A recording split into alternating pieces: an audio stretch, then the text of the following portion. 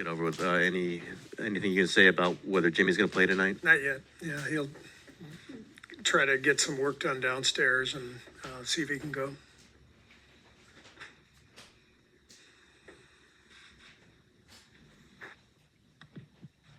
How about Gary? Gary should be good to go.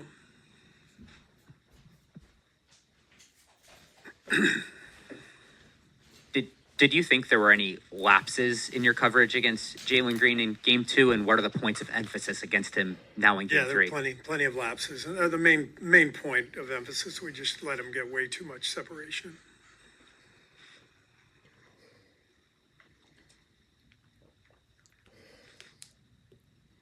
A lot of that was him kind of attacking your centers in space. I know you had to play them more because the rotation got jumbled up, but how much of a concern is it not wanting him in the action against the centers, and how much do you just have to tell Quinten to step up in coverage? Yeah, I mean that was a big adjustment they made, was instead of going guard to guard, putting Steph in the action, they brought the fives in a lot more, and so we have to be prepared for that, and so that's part of our planning for sure the last couple of days.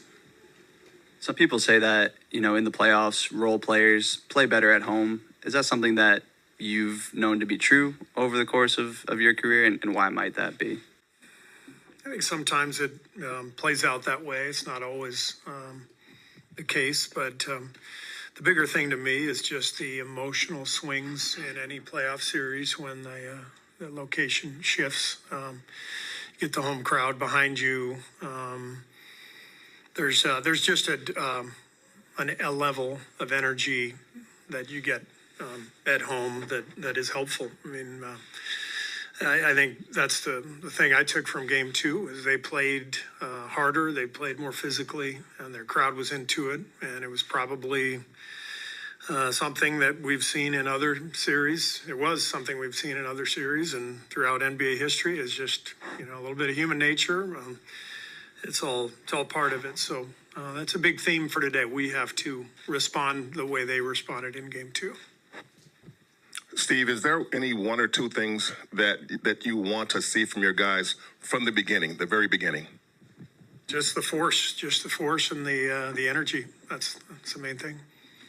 You said after last game that if Jimmy can't play, you have to recast everything. Everything has to be redone. So you just basically have that plan already, and then you have a plan that he can. Do you have a plan where he sort of can play, or how many different plans? Plan C. That's Plan C. Yeah, we got A and B lined up, and you saw Plan C the other night. When somebody goes out in the middle of the game, you're scrambling, but at least we've had more time to prepare for that this time.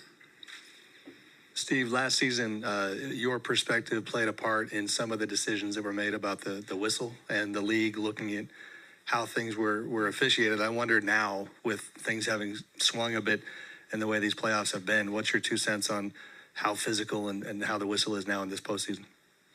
Well, I think that the talk last year was about the foul grifting. That was the whole thing. It was, just guys baiting the refs into fouls. And the league, I think, did a fantastic job of eliminating that. Guys purposely driving in to draw contact, throwing their arms up. And the league did a great job of basically eliminating that all year. And I think what happens in the playoffs is, teams basically just say to their guys, just foul every time. They can't call it every time. And so the playoffs become much more an art for the officials than a science. The way I've seen it in my NBA career is, the best officials, they kind of know what's coming. They know there's, it's testy, after the first game, whatever. So you clean it up right away. You call a few things right away. You warn both teams. You say, stop it. And then the game settles down. And I think that's sort of the key to me when I look at all these games around the league is, are we handling stuff early? Are we taking care of things early so that a basketball game can happen? And that's what good officiating is to me.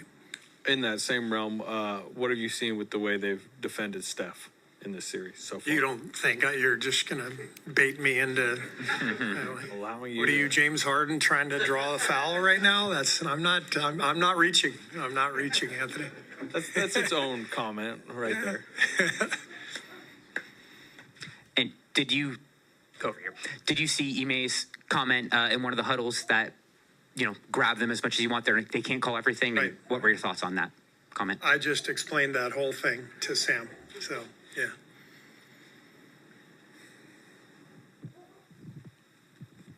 All righty. Thank you.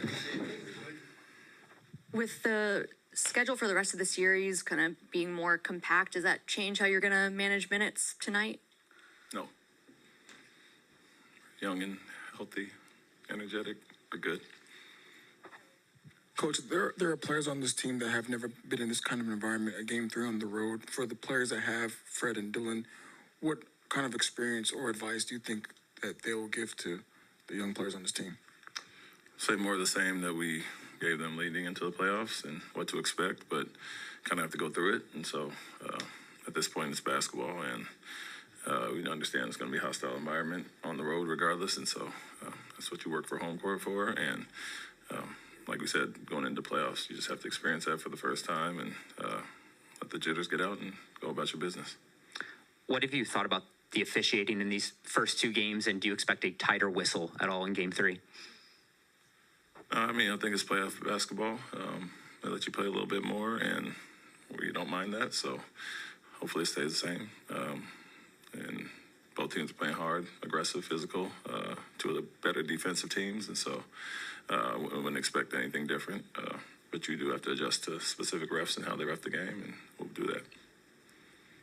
Coach, in terms of, I guess, that veteran role, the big brother role, how much has Fred meant to these young guys? And do you have any examples of, I don't know if he's given any speeches before the playoffs or took guys aside, but any way that he showed some mentoring? I would say he's been there from day one. Part of the reason we brought him along, brought him in free agency was, to have the right veteran with our young guys to help them grow on and off the court. But no big rah-rah speeches. I think he keeps it simple. And, my message was the same as his, which is you just have to experience it. And we could tell you all about these different things, but going through it's the best teacher. And our guys saw it Game 1, adjusted pretty quickly Game 2. And so it's more of the same. But I think just from day one, him, Dylan, Jeff, the guys who have been there, played through for championships and played in high-level games have, imparted all that wisdom, experience on guys from day one. And so carry over from what they've done for the last 2 years now, and nothing that the guys aren't accustomed to. If they have questions, they ask, and they share their expertise in the film sessions and preparation. Coach, given how the first 2 games have gone in terms of transition, how important is that going to be in this tonight and then in the rest of the series, trying to attack in the fast break? Yeah, it's been a big thing for us all season. When we play at a certain pace, it's been good for us. We let our young guys, let athletes get out and run. And obviously, being one of the better defensive teams, we want to get stops and turn those into transition and not have to play in the half court all the time. And so that doesn't change. I'd say in Game 1, we didn't take advantage of some opportunities in transition and did a better job last game. But it's the same for everybody across the board. If you don't turn the ball over, take care of the ball, make teams score in the half court with a set defense, you're obviously going to have a better chance. And when we do get out and run, turn defense to offense, that's been one of our mantras kind of all year. So the more we do that, the better. But you got to be able to score when it slows down as well. Coach, I know that basketball is a game of adjustments. Is there any difficulties when you have to prepare a game plan for if they're going to play with Jimmy or without Jimmy? No, not at this point. We prepped the whole, week off for Butler to be there, and obviously last game as well.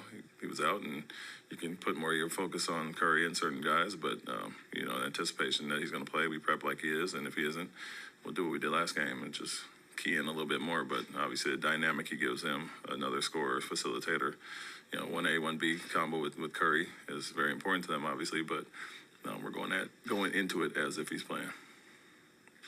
If you've had a chance to escape the team hotel and take a walk around the downtown area, have you been recognized by the Bay Area sports fans? Did you see me out there? No. I walk a lot. I walk every city. And so, yes, quite a bit today. How are those exchanges going? Very pleasant. Well, it sounds like, honestly, wherever you go, you might have hostility online and all this, but in person, nobody says anything. So, not as brave in person. Coach, I'm sure it's special for a man to be back in the Bay Area and play a playoff game here. But given what happened last game, do you expect him to have some sort of hostilities at him from the fan base here? Yeah, regardless of him being home or whatever, I think that's what you get as an opponent, and obviously in the playoffs, regardless. And unfortunate what happened. Like I said, wasn't intentional or anything, but with the bias of fans, they're gonna take that and run with it. And so I'm sure he'll have some of that. Same thing he did with Miami with the hero incident, but he reacted well. Like I said, we all know it's unintentional, and so just go about business as usual, but understanding what it's going to be. I think he knows that, and nothing to be shocked by when it comes. Yeah, Coach, how are you looking to start off this game? Is a fast start better for you, or do you want to sustain a long game and try to finish it at the end? What does it look like in a hostile environment like this in the playoff? Well, it's always good to get out to good starts. We've done that in these two games. Didn't sustain in game one, and then kind of kept it in game two. And so for us, you don't want to obviously play behind, let the crowd get into it. So if we defend at the level we have this whole series, let alone at the starts, it's a good thing for us. But whatever it takes, and honestly, understanding every game is not going to be the same, and how we have to approach it and navigate different situations. So for us, we've had really good starts, jumped out both games, and they grinded their way back, took a big lead, and we fought our way back. So kind of prepared for everything. We've gone through a lot this year as far as all those situations and handled them well, and don't get blown out or let teams keep leads. So whatever it takes. Hey, man, I don't know how much time you've had to watch the other series, but it's been obviously really physical. And I wonder, going into the whole playoffs, did you have any sense from the league standpoint what it might look like? Are you surprised at all by, I think everybody agrees it's been quite a bit more physical in the last couple of years. And assuming you do agree, I mean, it's good for your team, but in general, are you liking this brand right now? I think, 20 plus years in as a player and coach, and so I'm accustomed to what it always is in the playoffs for the most part. I'm not sure if it's any more, but the thing I said that works well for us is that we don't have to flip a switch and become who we haven't been all year. And so we play the way we play, and although it does increase in the playoffs, we're not changing what we do. And so for us, nothing different, honestly. The opponent is the opponent. They're a really good defensive team, and they showed that how they've guarded us at times this year. And so more than it being the playoffs, it's just a matter of the opponent and how we play. And so our series is what it is. Other teams, I've watched some, and it's pretty much regular postseason basketball, in my opinion. Coach, after game two, Jalen said that game one, there was a little nervousness, there was a little jitters, but he was able to shake that out in game two. What was the message to him heading into game three? Keep it simple, keep it basketball. We told him that coming into the playoffs. Like I said, you have to go through this, and for us, it's no different in this game as opposed to being at home. And so the crowd's going to be what it is. Just like we've had some tough in-season tournament games in Vegas or wherever it is on the opponent's home court, and kind of play through that. And so I think that's the beauty of our group, is they just go about business regardless and don't get kind of overwhelmed by anything. Jalen mentioned the jitters he had. He obviously adjusted well to that and fought back. Had a really good game too, but I think at this point, you know what it is. Coach, do you see ways to emphasize the pace within the half court? And is there almost a preference of either playing fast or slow within the half court after the team gets settled in defensively? No, much better pace in the half court, and we did that in game two, especially when, they're going to go after Jalen quite a bit in these blitzes and his pick and rolls. We do like to get up there with some pace and separation, and our bigs understood that, set much better screens last game and freed him up. And when the teams are going to try to bottom up, you can't just walk up there and have a big scrum up top. You want to get that separation and him get downhill, give him freedom to kind of attack. And so that's very important for us. It's almost as important that we play with that pace in the half court and attack, get the paint touches, kick it out, and against a team that really loads up heavy. And so, I think that's just as important. We're not just talking about getting out in transition. It's playing with that speed and ball movement in the half court. Thank you.